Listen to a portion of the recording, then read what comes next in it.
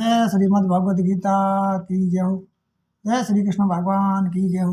अपने अपने माता पिता सतगुरुदेव की जय हो। तो दोस्तों, आज हम आपको सुनाएंगे श्रीमद् भगवद गीता 6वां अध्याय है आत्म संयम योग। आत्म संयम योग। तो ध्यान पूर्वक सुनिए। वीडियो को लाइक कमेंट शेयर कर दीजिए। एक बार वीडियो को शेयर कर दीजिए। सम समझे सुख दुख सदा। भगवान कहे सम समझे सुख दुख सदा उत्तम नर गुणवान। मान और अपमान को समझे एक समान। निंदा स्तुति को सम गने रहे सदा निर्बंध। प्रभु अर्पित हो कर्म रथ त्याग मोह सलसंद। लेन देन अरु कर्म सबन करे कामना त्याग। काम क्रोध मद लोभ तज प्रभु में दृढ़ अनुराग। हे अर्जुन योगी वही सुखी परम मति धाम। मिट्टी परस्तर सम समझ जो संतत निष्काम। आगे भगवान कहे कि भगवान श्री कृष्ण बोले हैं, जो मनुष्य कर्म फल न चाहता हुआ करने योग्य कर्म करता है वह सन्यासी और योगी दोनों ही हैं। केवल अग्नि होमादि क्रियाओं को त्याग करने वाला सन्यासी अथवा योगी नहीं है। हे पांडुपुत्र अर्जुन, जिसको सन्यास कहते हैं उसी को तू योग जान, क्योंकि संकल्पों को न त्यागने वाला कोई भी योगी नहीं होता है। योगी बनने की इच्छा वाले मननशील मनुष्य के लिए तो निष्काम कर्म ही साधन है, और योगारूढ़ हो जाने पर संकल्पों का अभाव ही कल्याण का हेतु है। जब मनुष्य न तो इंद्रियों के भोगों में आसक्त होता है और न ही कर्मों में, उस समय वह सब संकल्पों का त्यागी पुरुष योगारूढ़ कहलाता है। अपने द्वारा ही संसार समूह उधर से अपना उद्धार कर अपने को गिरावे नहीं, कारण कि ये तो जीवात्मा स्वयं अपना मित्र और शत्रु है। जिसने अपने मन और इंद्रियों सहित शरीर को जीत लिया है वह अपना स्वयं मित्र है, और जिसने नहीं जीता है वह उसका आप ही शत्रु है। सर्दी गर्मी सुख दुख तथा मान अपमान आदि इंद्रियों में निरवकार शांत स्वाधीन शरीर वाले मनुष्य की स्थिति परमात्मा में ही हो जाती है।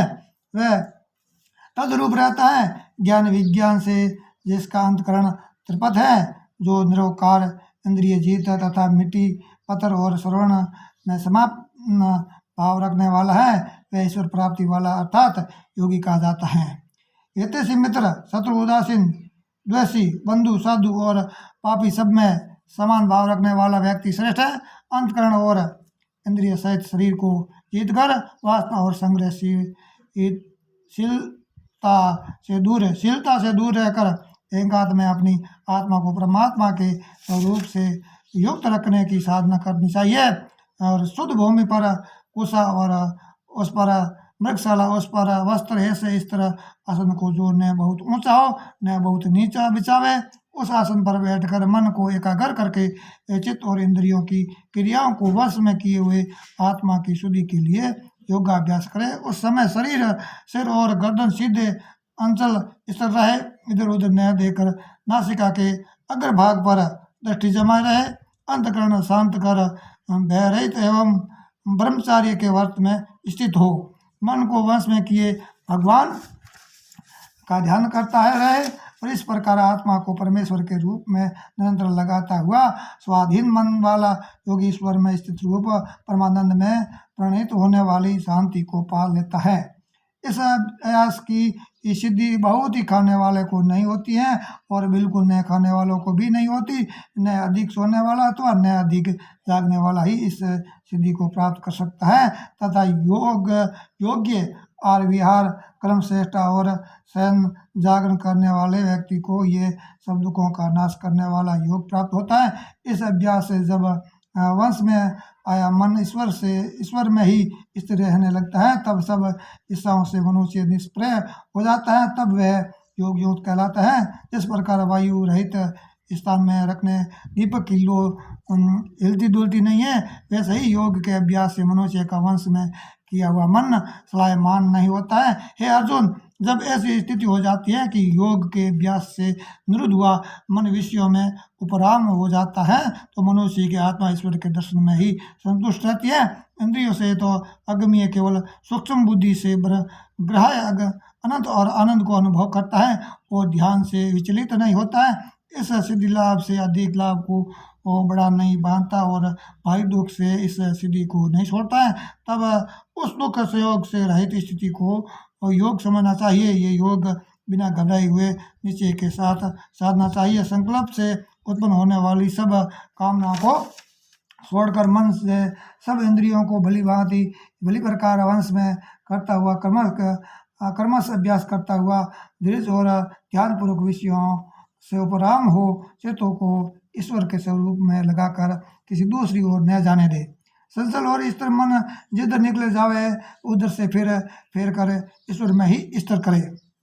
जब मन शांत हो जाता है तब उस पाप से रहित रजोगुण विरहित योगी को ब्रह्म स्वरूप अति उत्तम आनंद प्राप्त होता है। पाप से रहित योगी इस प्रकार योग प्राप्त करता हुआ ईश्वर की प्राप्ति रूपी आनंद को प्राप्त करता है। हे अर्जुन, इस प्रकार योगा अभ्यास के द्वारा ईश्वर से युक्त आत्मा वाला पुरुष सबदर्शी होकर सब प्राणियों का अपने सर्वव्यापी अभ्यास में और आत्मा का भूतों में अनुभव करता है। जो मनुष्य सब भूतों में सबके आत्मा का रूप ईश्वर को अनुभव कर लेता है वह ईश्वरीय में सब प्राणियों की स्थिति को जान लेता है। वह ईश्वर से अथवा उससे ईश्वर कभी नहीं छुड़ाता है। जो पुरुष सब प्राणियों में स्थित परमात्मा का ध्यान करता है वह योगी सब कुछ करता हुआ भी परमात्मा में स्थित रहता है। अर्जुन, जो पुरुष सुख और दुख को भी अपने समान सब में देखता है वह सर्वश्रेष्ठ योगी है। यह सब सुनकर अर्जुन ने कहा, हे मधुसूदन, आपने जिस संतो योगी सिद्धि का वर्णन किया है वह तो मन के चंचल स्वभाव के कारण देर तक सिद्ध नहीं रह सकेगा।